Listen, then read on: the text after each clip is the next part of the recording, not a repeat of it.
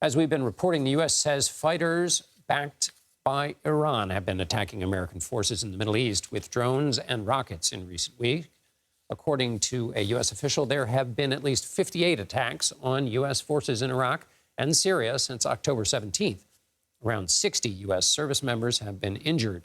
In response, the U.S. launched airstrikes on Tehran-backed groups in the region. Last week, the U.S. targeted a weapons storage facility in eastern Syria that was being used by Iran's Revolutionary Guard. For more on this, I want to bring in Eric Loeb. He's a non-resident scholar with the Middle East Institute's Iran program and an associate professor of politics and international relations at Florida International University. Thank you so much for being with us. Since the Israel-Hamas war started, there have been concerns about Iran's role, either in leading up to the attack on the 7th of October or what they would do afterwards. What's your view on both of those instances and what Iran has actually been doing? Well, the evidence about Iran's role in the October 7th Hamas attack against Israel is still inconclusive in terms of whether or not it had a direct role. What we can say is that Iran has been directly supporting these groups for years, materially, with financially, militarily.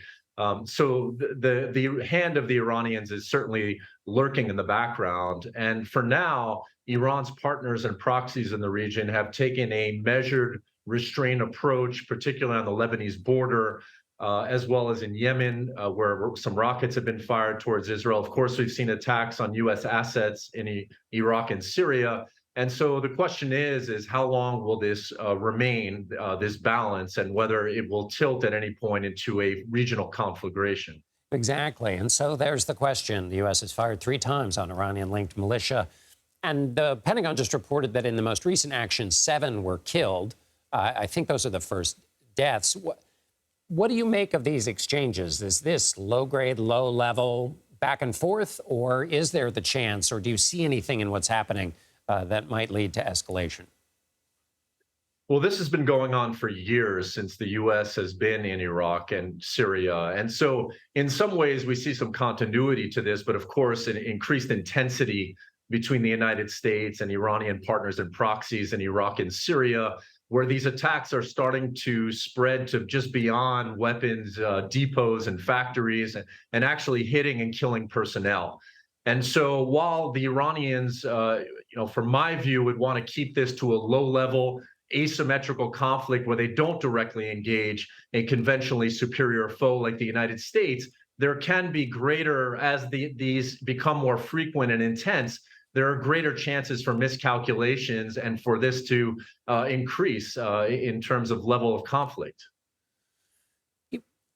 We used to talk about Iran so much in the context of its nuclear program, and the Associated Press says that Iran has further increased its stockpile of uranium enriched to nearly weapons-grade levels.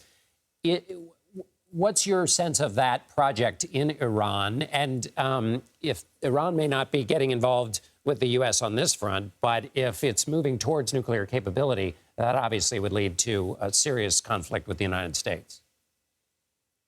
Well, sure. But again, there's continuity there where the Iranians really increased its nuclear capabilities in terms of uranium stockpiles, centrifuges, enrichment levels since 2019, a year after the United States withdrew from the Iran nuclear deal or the Joint Comprehensive Plan of Action.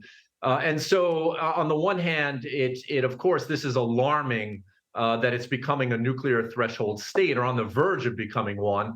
And on the flip side, it hasn't fully weaponized yet. So the question is there a potential for the U.S. to re-engage Iran on that issue? Or is the situation just not salvageable and has Iran just fully pivoted east away from the United States? We'll have to wait and see on that. Well framed. Eric Loeb, thank you so much for being with us. Thank you for having me.